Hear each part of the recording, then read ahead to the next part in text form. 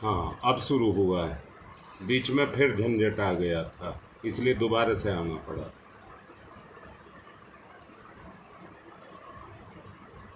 पहले मैं अपनी एक बात कहूँगा, फिर आप अपना सब निर्णय देना। कल जो आपको कहा गया था, आज मैं आप सबका निर्णय सुनना चाहता हूँ, पर पहले एक बात बताऊंगा। एक चीज है, उसको हम कहते हैं कौशल। कोई संगीत में उसकी कला है और वो बड़ा मधुर संगीत करता है,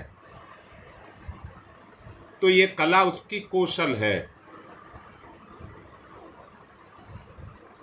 ये कौशल जब उसका स्वभाव बन जाए तो वो प्रतिभा है।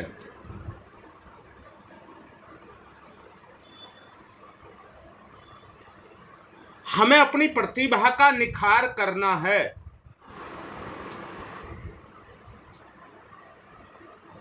मन तो सबके पास है और तन भी सबके पास है, आत्मा भी सबके पास है, परंतु हम उसका सदुपयोग कितना करते हैं।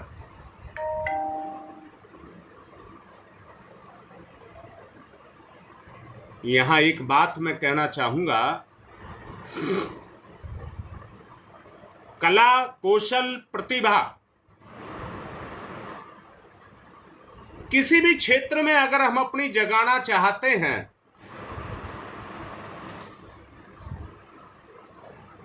तो उसके लिए मन की आवश्यकता है।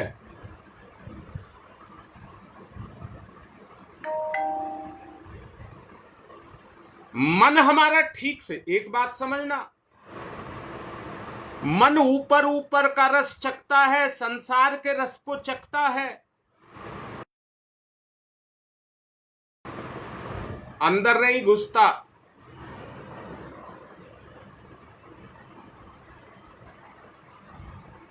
एक बात बहुत अच्छे से याद रखना, जब मन में विचार को पचाने की ताकत जागृत हो जाए,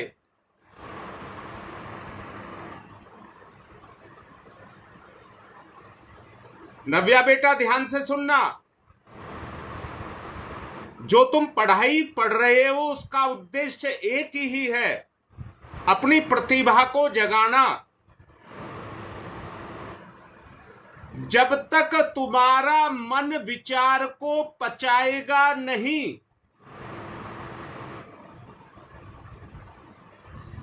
तो वो अंतःकरण में नहीं उतरेगा। वो अंतःकरण में नहीं उतरेगा, विचार उथले रहेंगे।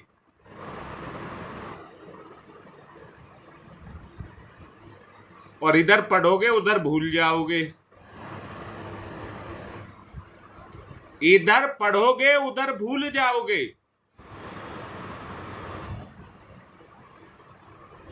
अगर अपने अचेतन को जागृत करना है तो विचार को अचेतन में उतारने की आवश्यकता है। संसार में मन चोर की भांति काम करता है, डकैत की भांति काम करता है, छीना झपटी का काम करता है और माल को लूट करके तुरंत भागने की कोशिश करता है। एक जगह नहीं टिकता, एक जगह नहीं टिकता।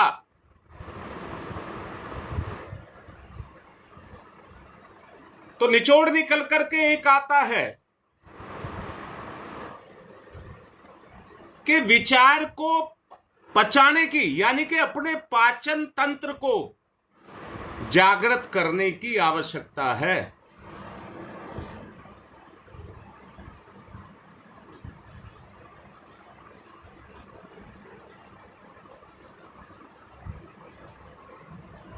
बेटा बात तो ठीक कह रही है रीता, कल तक आपको कितना समझाया गया है।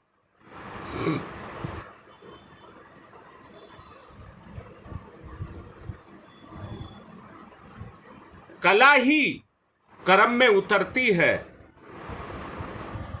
और कला जब प्रतिभा बन जाती है तो पलक झपकने से पहले हर समस्या का हल आ जाता है। हर समस्या का हल आ जाता है। अगर हम इतने ज्ञानवान समझदार हैं तो हम समस्याओं में क्यों फंसे हैं?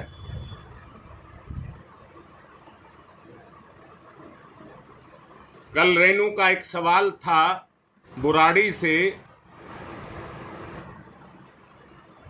कि गायत्री मंत्र हर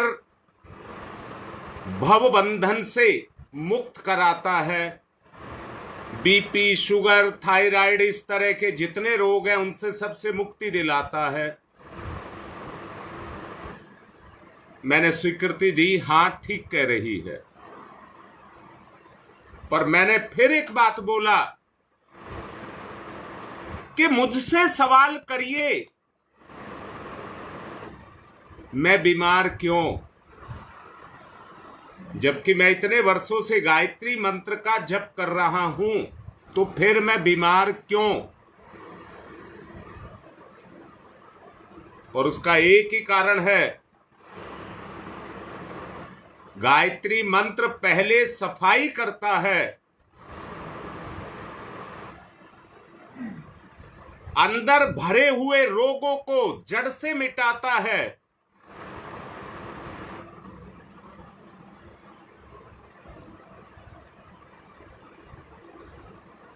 और तब हमें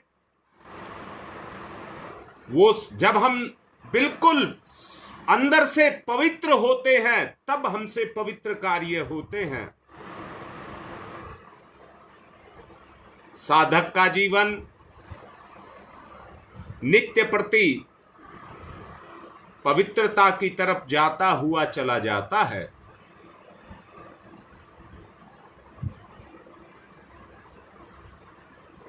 शकुंतला, यहां एक बात कहूंगा, कल मैंने कहा था मन तो खेत है, खेत,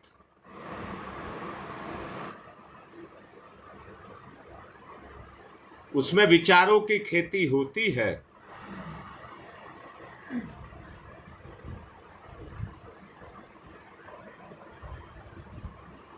योगेश, शुरुआत तो बेटा सबकी ऐसे ही होती है, पर मैच्योरिटी आना, आदमी की जिंदगी चली जाती है पर मैच्योरिटी बड़ी मुश्किल आती है। मैं भी कह रहा था विचार पैदा होते हैं मन में, तो मन एक खेत है।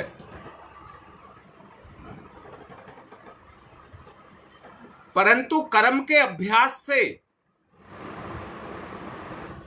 जो मैंने अभी बोला, अभी मैंने ये बोला कि जितना आप रगड़ाई करेंगे मंत्र से, जितनी आप रगड़ाई करेंगे, मैंने कल कहा था फर्श में जो मार्बल का फर्श होता है उसमें कलर डाल दिया जाता है और रगड़ने से निखार आता है। ऐसा नहीं रगड़ रगड़ करके फर्श कोई मिटा दो, पर उतना रगड़ो कि उसमें निखार आ जाए।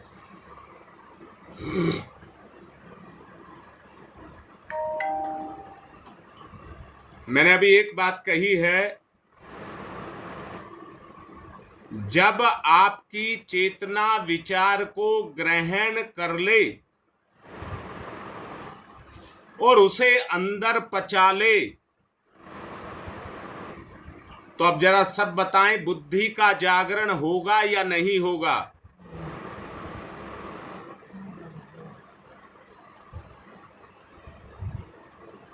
हम बाहर बाहर की बातें, आज मैं कहता हूं एक बीमार है, उसके 100 डॉक्टर हैं। बीमार एक है, पर वो डॉक्टर नहीं, अपनी सलाह देने वाले डॉक्टर 100 आ जाएंगे, ये कर ले, ये कर ले, ये कर ले, पर उसका अगला परिणाम पता नहीं है।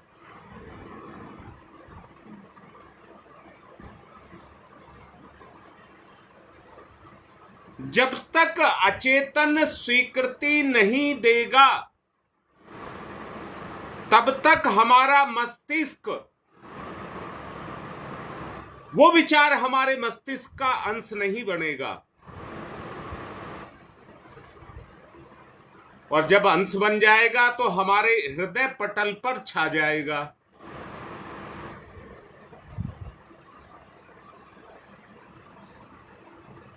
और फिर वो स्थूल रूप धारण कर लेगा, वो विचार स्थूल रूप धारण कर लेगा ज्ञान से। और उस विचार को जो सह तत्व है, जो उसके सहधर्मी गुण हैं, उनको वो अपने आप जगाता चला जाएगा, अपने आप जगाता चला जाएगा। स्वैच्छिक आत्म संकेत, स्वैच्छिक आत्म संकेत आपके अंदर जागृत हो जाएंगे। घटना को सेकंड भी नहीं लगेगी, उससे पहले आपका विचार आपके अंदर काम करने लग जाएगा। जब उत्तम विचार हमारे अंदर काम आत्म संकेत के रूप में करने लग जाते हैं,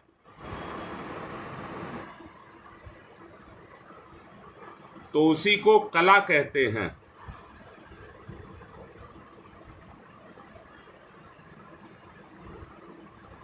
योगेश बिल्कुल एकदम फैक्ट बोला है आपने। वो कभी स्वीकृति नहीं देगा गलत काम करने की, और होने ही नहीं देगा।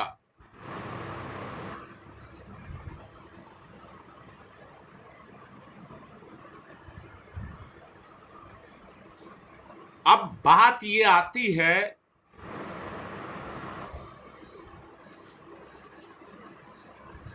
कि हम इस सफाई को कैसे करें। मैं ये कह रहा हूं, लिख तो आप रहे हैं, पर जो लिख रहे हैं वो गुण आपके अंदर जागृत हो गए क्या? ये तो संकेत है मात्र, क्रिया पक्ष नहीं। कौशल तो तब बनेगा जब क्रिया पक्ष बनेगा। दोबारा से समझें, जब हम गलत काम करते हैं तो तब ये स्व संकेत क्यों नहीं देते, जो अभी योगेश ने लिखा। हम गलत काम कैसे कर जाते हैं, उस समय हमारी वो शक्तियां कहां चली जाती हैं। बोलिए, इस पर विचार किया जाए या नहीं किया जाए?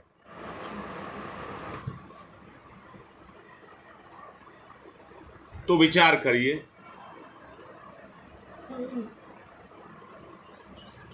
विचार करिए।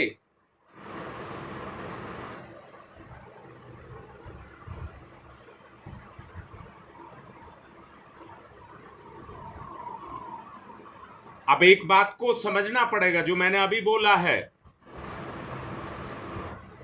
विचार तंत्र को मजबूत आपको बनाना पड़ेगा।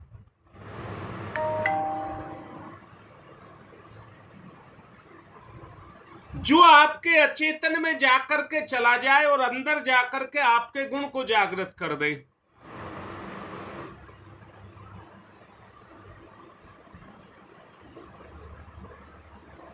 मैंने कल आपसे कहा था कि निर्णय आपको करना है, और आज का समय दिया था।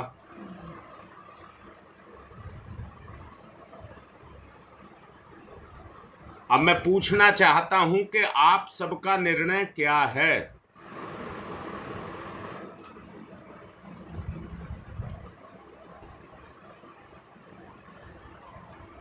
लिखो भाई लिखो, आप सबका निर्णय क्या है, क्या किया जाए।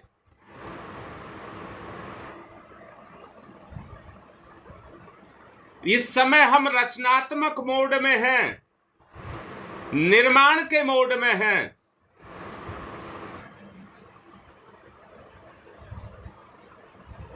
पर सच बताओ, कितना निर्माण हो रहा है?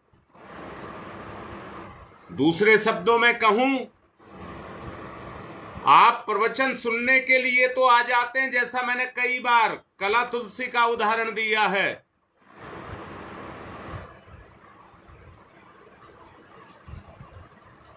परंतु यथार्थ में कितने आते हो? क्या ये 40 मिनट बहुत होगा हमारे लिए? ये तो सैद्धांतिक है, पर व्यवहारिक कब आएगा? परिवर्तन ऐसे नहीं आता है, सिद्धांतों से परिवर्तन नहीं आता है। हम 108 कुंडी ये यज्ञ करते हैं, सलाह देने वाले, रास्ता दिखाने वाले बहुत आते हैं। अभी मैंने कहा, एक आदमी बीमार हो तो जितने मिलने वाले उसके पास आएंगे, सब अपना अपना इलाज बताएंगे। करे क्या, कुछ रास्ते पर चले।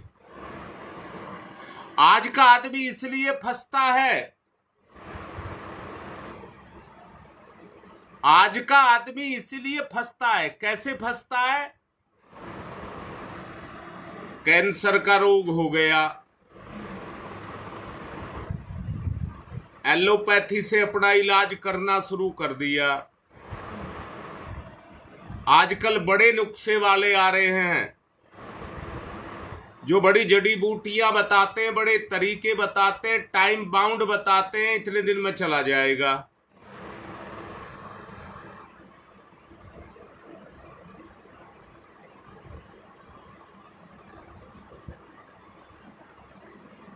एक मैं देख रहा था, कोई डॉक्टर रेड्डी है, रेड्डी, वो प्रेमानंद जी से और उत्तर प्रदेश के मुख्यमंत्री के शब्दों से भी अपनी बात को कहता है। प्रोस्टेट की बीमारी 15 दिन में नहीं, 15 दिन क्या, 7 दिन शायद कहता है, इतने दिन में खत्म। और केवल नींबू का प्रयोग बताता है, पर यह नहीं बताता वो दवाई कैसे बनेगी। लास्ट में कहता है, ये दवाई तैयार है 6-7 हजार में नहीं, फिर कहता 4,000 में नहीं, फिर कहता 29,999 में, आधी कीमत में, आधी कीमत कर देता है। और कहता है, इस नंबर पर फोन करिए, मेरे आदमी बाप से बात करेंगे और आपके पते पर दवाई भेज देंगे। वो तरह तरह की बातें करता है।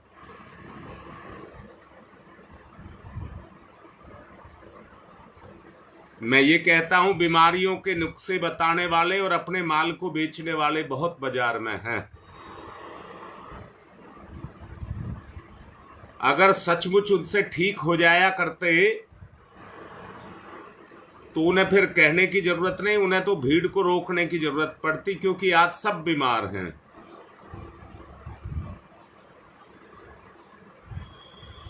अब मैं ये कह रहा हूं, वो पुरुषार्थ कहां से आए?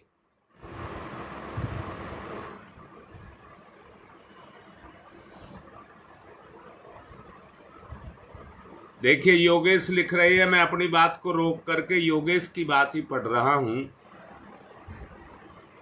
मेरे मतानुसार सर्वप्रथम स्वयं के प्रति सजग प्रहरी बने, अपने कर्म अकर्म पर पैनी दृष्टि रखें और अपने गुरु के प्रति श्रद्धा और विश्वास समर्पण प्रगाढ़ हो।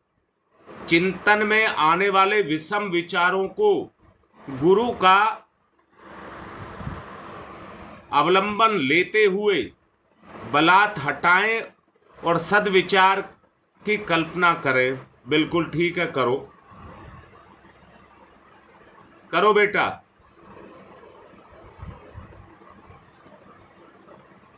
अभी मैंने ही आपको हल भी बताया है।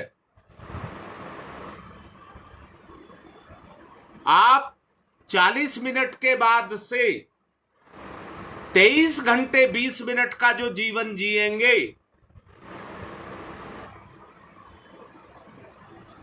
उसमें अच्छे विचारों को आत्मसात करेंगे, परंतु एक अंतर महसूस करिए। जब गंदे विचार आते हैं तो अंदर से रस पैदा होता है। अब मैं ही हल बता रहा हूं।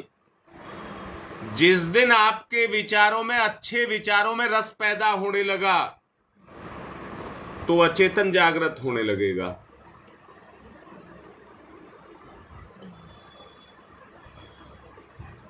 अच्छे विचारों में जब रस आपको आने लगेगा तो आपका अचेतन जागृत होने लगेगा। बेटा योगेश, बुरा मत मानना, तुम्हें ही आधार लेकर के बोल रहा हूं।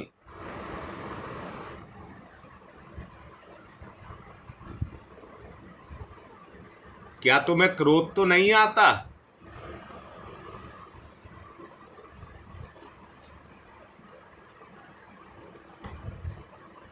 मेरा सवाल है, क्या आपको क्रोध तो नहीं आता?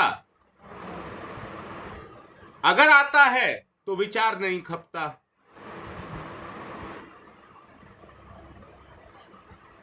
विचार आपके अंदर नहीं खपता।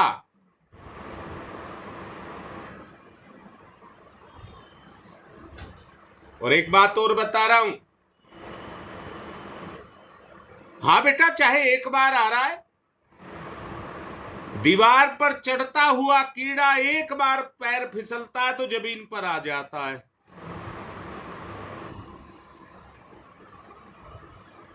बेटा क्रोध आने का मतलब है विचार नहीं, मतलब वो आपको अच्छा नहीं लग रहा विचार, इसलिए उसकी उल्टी कर रहे हो, पचा नहीं पा रहे आप।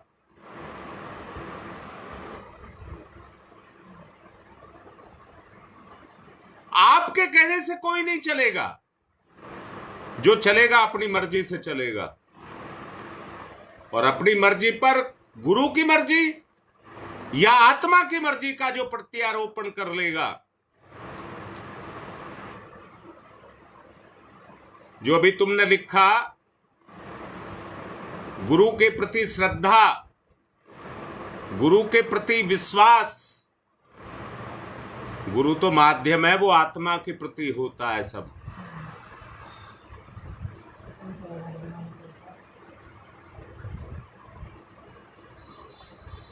जो उनको रखेगा, और विपरीत परिस्थितियों में भी आत्मरस जिसके अंदर पैदा हो, वो ही कर सकेगा।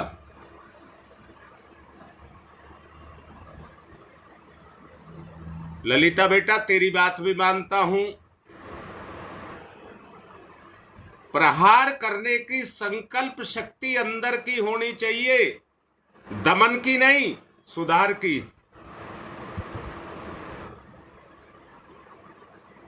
दमन की नहीं, सुधार की। भय नहीं होना चाहिए।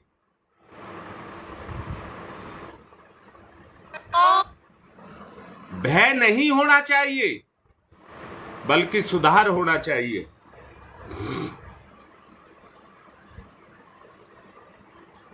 सुदेश लिख रही है, अच्छे विचार ही बचा पाएंगे।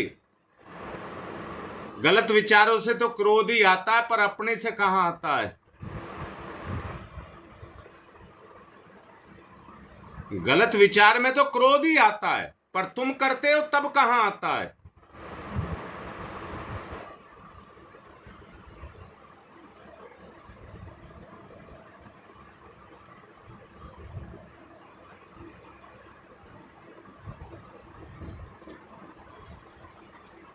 एक ही बात कहूंगा, जो ललिता लिख रही है उसमें जान है।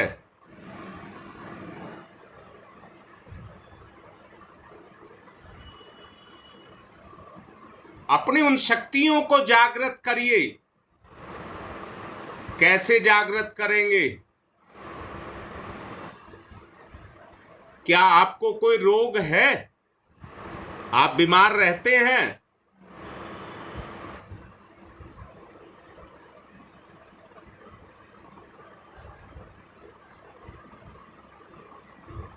हाँ बेटा, ये भी बात मानता हूं। मैंने अभी पूछा है क्या आप बीमार रहते हैं? क्या आप में इतनी ताकत है कि आप बीमारी से लड़ करके, मुझे किसी की जरूरत नहीं है, मुझे अपने भगवान की जरूरत है और मैं उसको मिटा करके रहूं?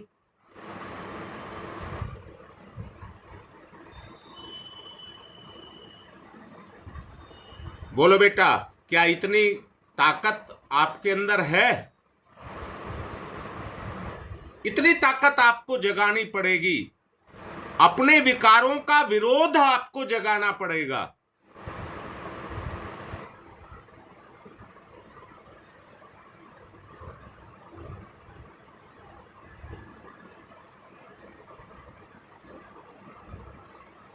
स्वार्थ संकेतों को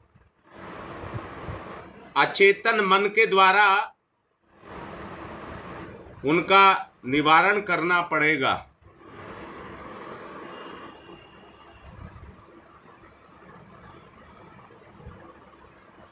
उनमें सुख, स्वास्थ्य, सौंदर्य और बल, विचारों के अंदर भरना होगा।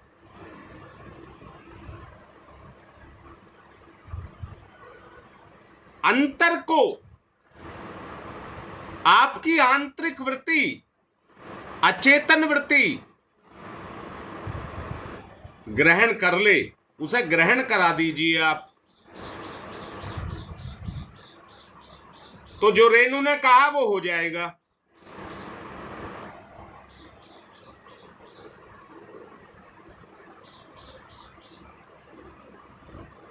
जब अचेतन मन इस दवाई को, कौन सी दवाई को, गायत्री मंत्र को पिएगा,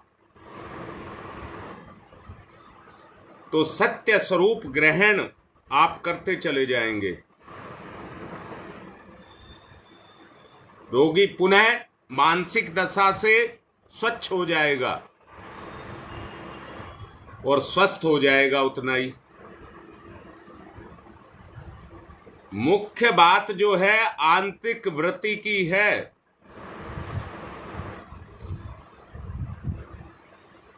कल मैंने दीपा को कहा था उठा करके फेंकने के लिए, सारा डर निकल जाएगा। हमारी कमजोरियां हमको डराती हैं। लोभ डराता है कहीं घाटा ना हो जाए, इसलिए किसी का गिरा हुआ या दगा दिया हुआ धन इकट्ठा कर लीजिए, उस समय काम आएगा। उसी के कारण अनेक तरह के रोग विचार के कारण हमारे अंदर पैदा होते हैं। और फिर से सुनिए, अगर ये लोभ का रोग पैदा हो गया तो दूसरे भाई बहनों को भी बुला लेगा, आ जाओ, खाने की जगह यही है।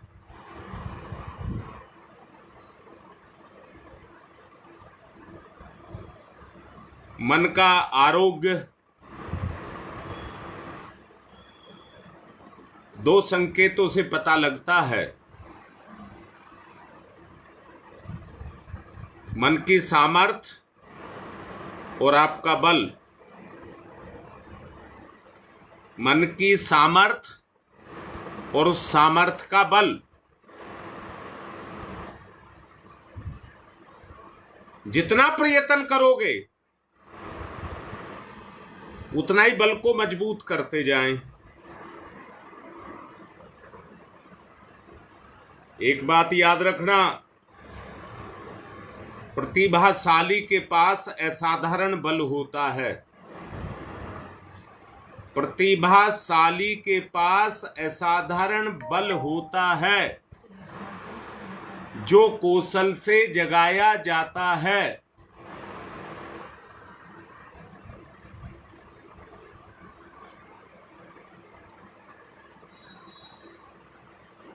रीता, कहने के लिए बहुत अच्छी बात है, पर जब करने पर आता है तो अनेक समस्याएं आकर के खड़ी हो जाती हैं।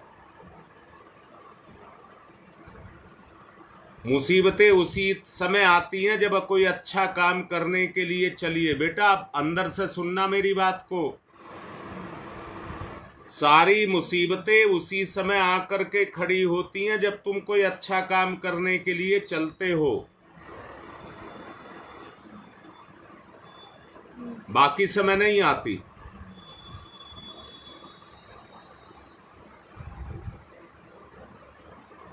बलवान, सबल, शुद्ध, हितकर विचार अपने अंदर पैदा करने पड़ेंगे। मन रूपी जो मंदिर है उसमें बड़े पवित्र धार्मिक चित्र लगाने पड़ेंगे, कल्पनाओं के।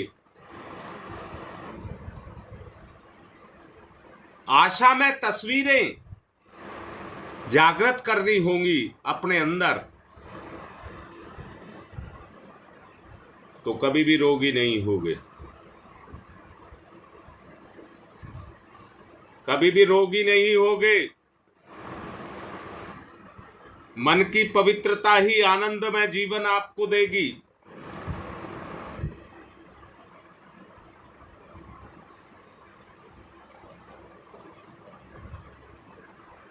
अब मैं एक बात पूछता हूं,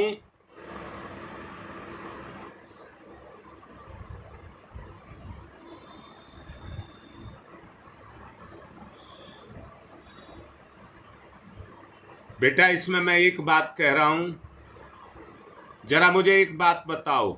मैं सबसे पूछ रहा हूं, एक बात बताओ। ऐसे तो समय पूरा होता जा रहा है। एक बच्चा है, उसको रोग हो गया।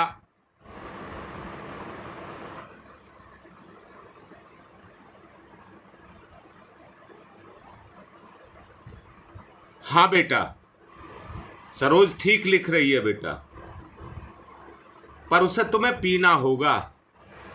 मैं रात को करीबन 2-2:30 बजे की बात होगी, तुम्हारी माँ को भी समझा रहा था एक बात, अभी बताऊंगा, पर पहले जिस बात को बता रहा हूं उसको बताइए। मैं ये कह रहा हूं, एक बच्चा बीमार हो गया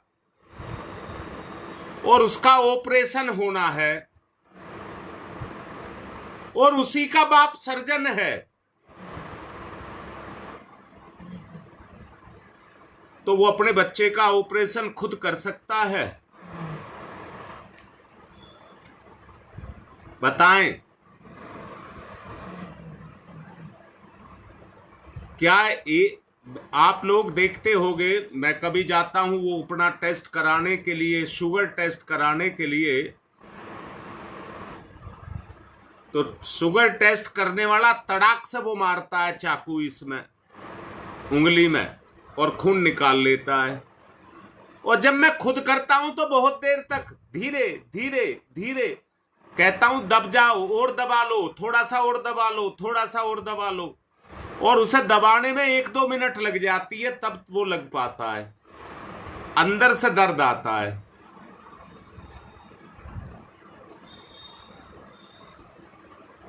बेटा, अपने पर कठोरता करना बड़ा आसान नहीं है।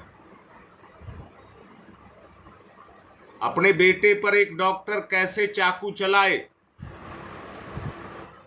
उसको तरस आएगा, तरस आएगा, घबराएगा। हाँ,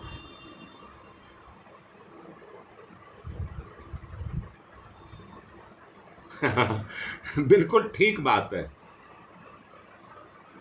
मास्टर जब पढ़ाता है, अब तो सरकार का नियम आ गया,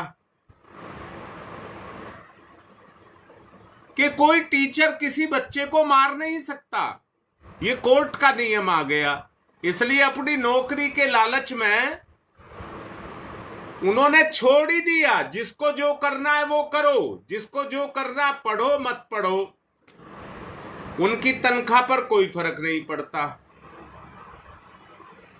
परंतु मास्टर का और स्टूडेंट का जो रिश्ता है वो भावनात्मक है। अपने बच्चे से भी ज्यादा प्यार वो विद्यार्थी को करता है, और जब नहीं आता है तो डंडा मार करके भी सिखाता है। वैसे कहो, तुम जिस स्कूल में मास्टर हो, अपनी क्लास के अलावा किसी दूसरे बच्चे को भी आप पिटाई करना चाहेंगे तो उसकी गलती के बगैर नहीं कर सकते। और तुम मास्टर हो, दूसरे स्कूल के बच्चे को कोई सहन नहीं करेगा, आपको कोई सहन नहीं करेगा।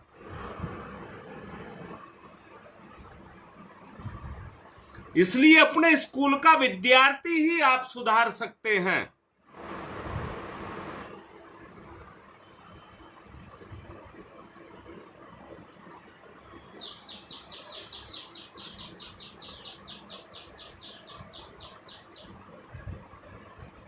जी, मोह के कारण नहीं कर पाता है। अब बताइए, जो हमारी ये क्लास चल रही है, ये सुधार के लिए चल रही है या चलने दिया जाए जैसी चल रही है? सुधार लाना पड़ेगा तो उसमें कठोरता भी बरतनी पड़ेगी।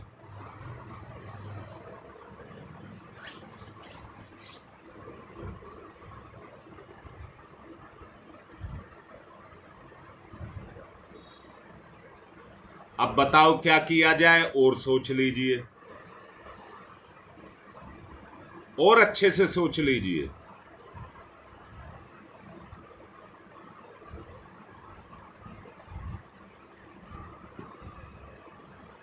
मैं आज का विषय, क्योंकि 43 हो चुके हैं, आज के को पूर्ण करने जा रहा हूं। अब आप और सोच लें, छान करके, खूब अच्छे से छान करके तब निर्णय लेंगे।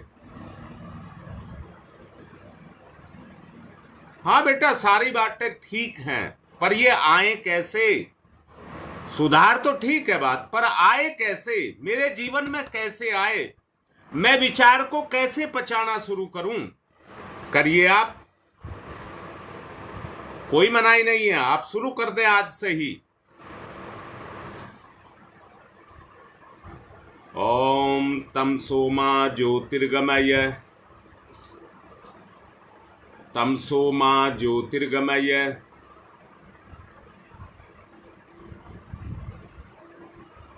तमसो मा ज्योतिर्गमय,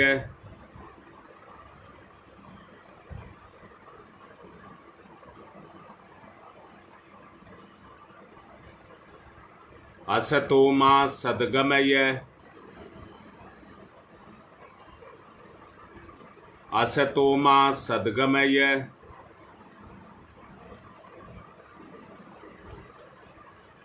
असतो मा सद्गमय, मृत्योर्मामृतं गमय, मृत्योर्मामृतं गमय, मृत्योर्मामृतं गमय। तमसो मा तमसो मा तमसो मा ज्योतिर्गमय, ज्योतिर्गमय, ज्योतिर्गमय, अस्तोमा अस्तोमा अस्तोमा सद्गमय, सद्गमय, सद्गमय। दोनों हाथ रगड़िए, मुख पर फिराइए।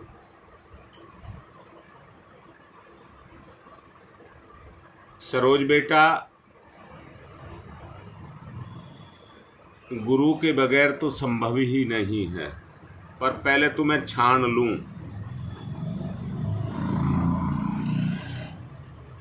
बड़े प्यार से कह रहा हूं, जितना मुझे ज्ञान है, गुरु की प्रेरणा है, गुरु के बगैर तो संभव नहीं है।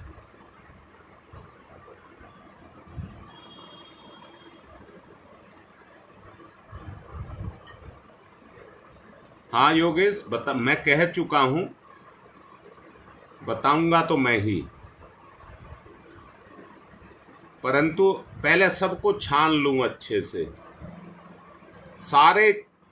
सब पक्षों पर खूब नजर दौड़ाई जाए, फिर लास्ट में काम को करेंगे। ललिता ने बहुत अच्छा लिखा है, मैं उसकी बात को आगे बढ़ने के लिए प्रशंसा कर रहा हूं, उसकी बात में जान है।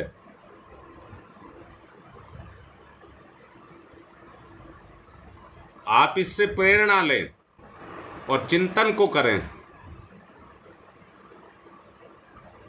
तब आगे चलेंगे।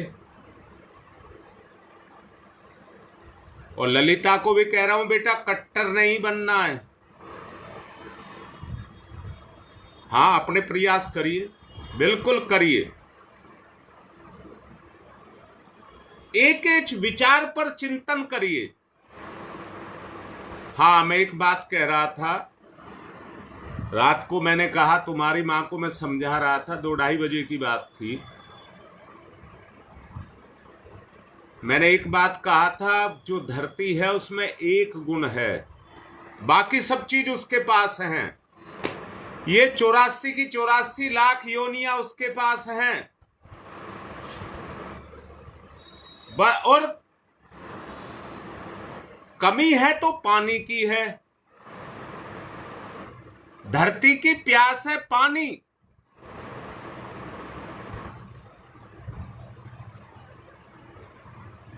परंतु क्या धरती में पानी नहीं है?